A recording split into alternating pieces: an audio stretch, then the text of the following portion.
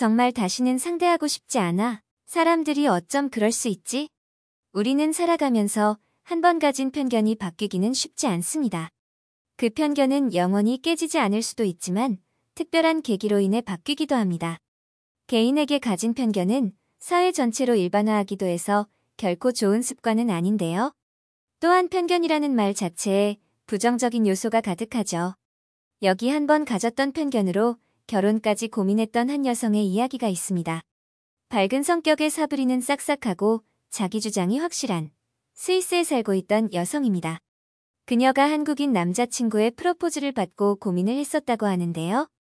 해외 커뮤니티와 SNS에 소개되었던 사연을 바탕으로 재구성한 사브린의 이야기 들어보겠습니다.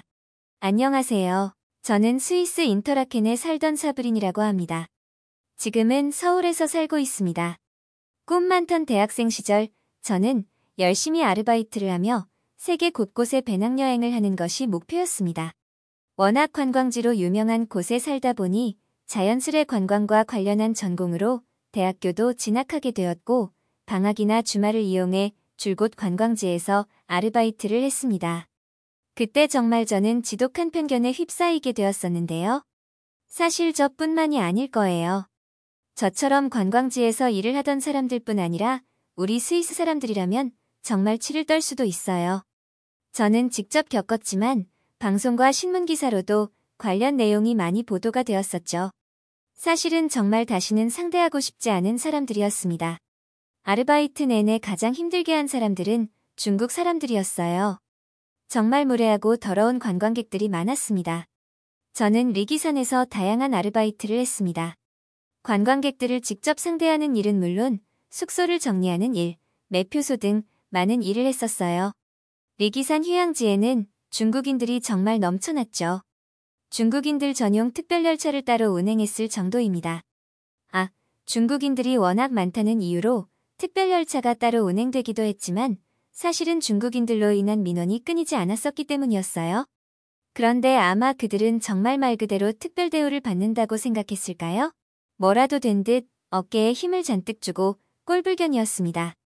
어휴, 지금 생각해도 정말 끔찍한 하루하루였어요. 시끄럽고 예의 없고 바닥에 침을 뱉는 사람들은 또 어찌나 많았던지요. 우리는 그 전용 열차 관리를 피하고 싶어 했었었죠. 그래서 저는 아시아 사람들은 더럽고 예의 없다는 편견을 가지게 되었어요. 이는 저와 같은 일을 겪어본 사람이라면 당연하게 생각했을걸요.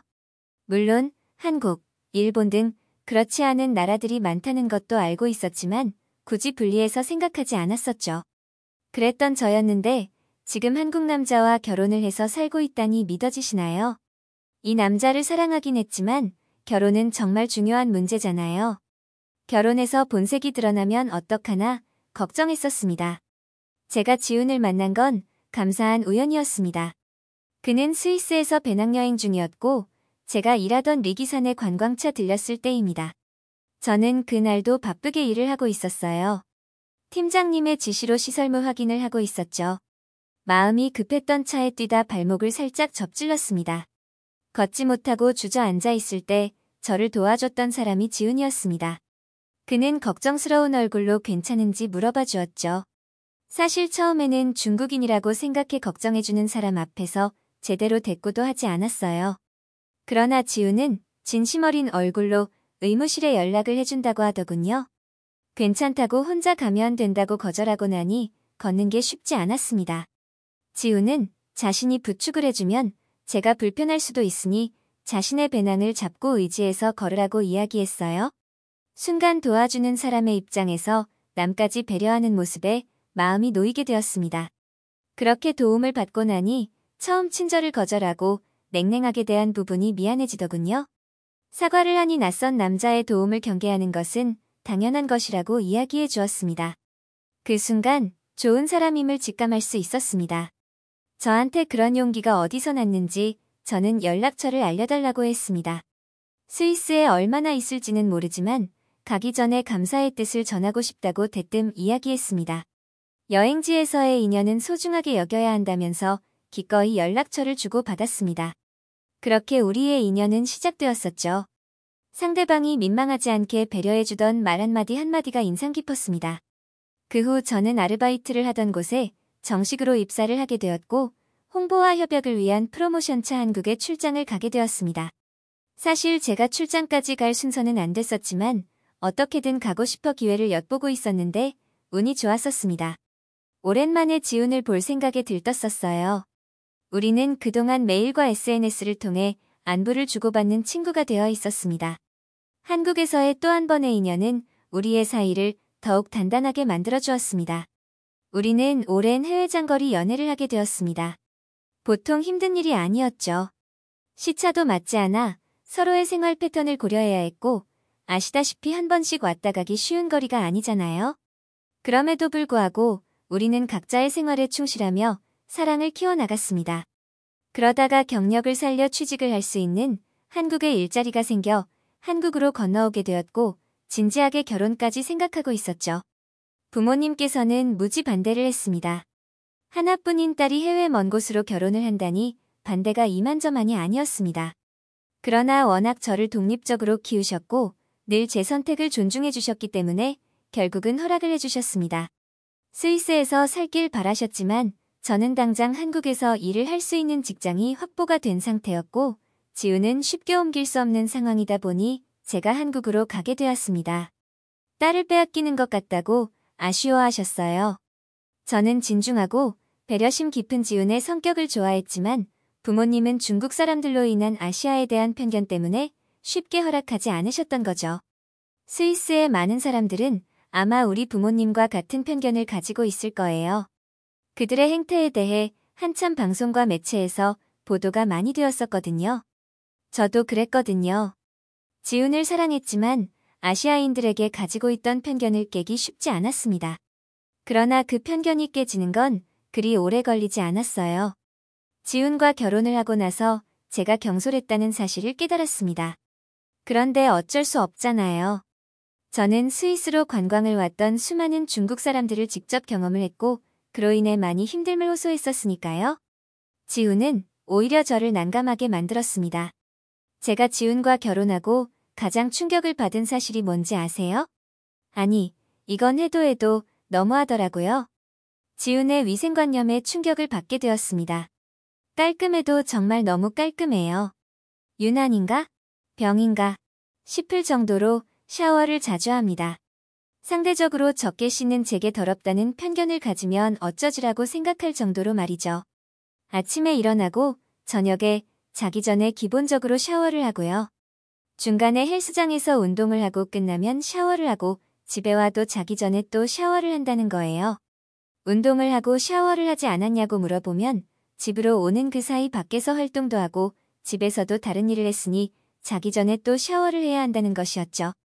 이건 날씨에 상관없이 여름에나 겨울에도 똑같았어요. 저도 지훈 덕분에 샤워를 자주 하게 되었습니다. 유럽에서는 매일 샤워를 한다는 생활 습관은 아니었죠. 저도 마찬가지고요. 저도 머리카락이 워낙 얇고 잘 빠져서 2, 3일에 한 번 정도 감았어요. 대부분의 사람들도 비슷한 생활 습관을 가지고 있을 거예요. 샤워도 마찬가지였죠.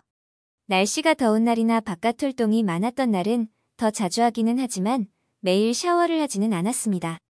이렇게 이야기를 하니 정말 안 씻는 사람은 저였던 것 같은데요.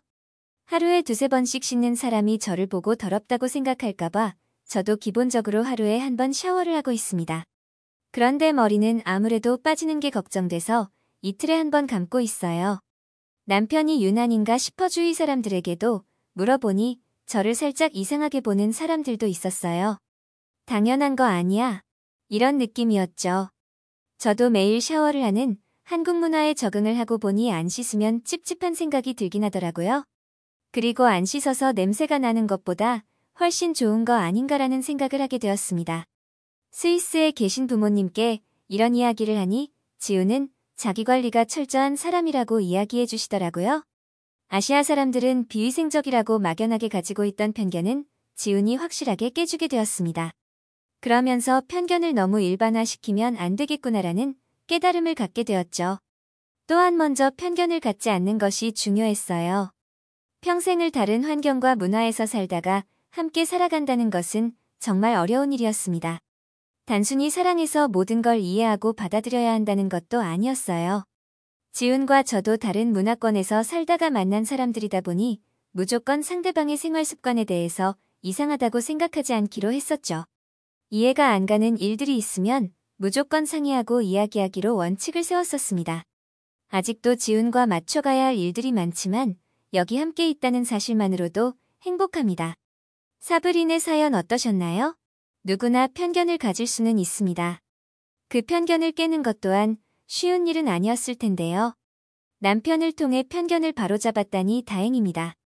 재미있고 감동적인 사연 계속해서 제보해주시면 감사하겠습니다. 별별 이슈였습니다. 영상을 끝까지 시청해주셔서 감사합니다. 구독과 좋아요는 영상 제작에 큰 힘이 됩니다.